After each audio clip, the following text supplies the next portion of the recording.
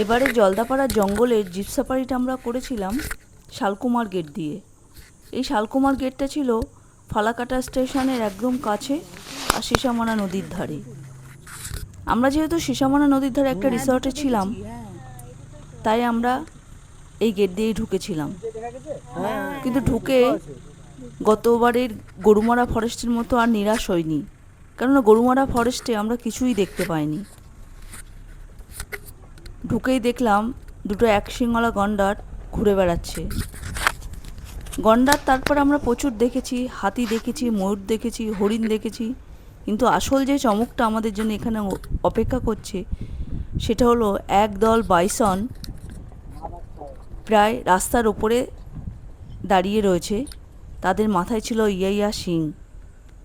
আমরা ভয়ে একটু চুপই ছিলাম। তার মধ্যে গাইড দাদা বলল ওরা নাকি খুব ভয়ানক হয়, কথার আওয়াজে ওরা হয়তো আমাদের তাড়াও করতে পারে। তাই আমরা একটু চুপচাপ ছিলাম। আপনাদের এখানে একটা ইনফরমেশান দিয়ে রাখি, আপনারা যদি কখনো শালকুমার গেট দিয়ে ঢোকেন তাহলে বিকেল 4টে আর জিপ সাফারি আর সকাল 7টার হাতি সাফারিটা করবেন, তাহলে পশু দেখার সম্ভাবনাটা অনেকটাই থাকে। তারপর আস্তে আস্তে আমরা হলং বাংলোর দিকে এগিয়ে চললাম।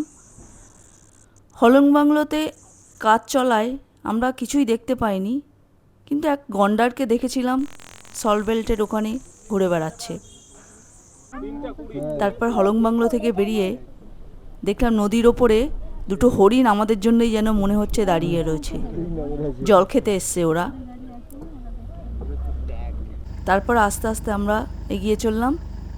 দেখলাম এক গন্ডার গরমের জন্য শুয়ে আছে নিজের মনের আনন্দে।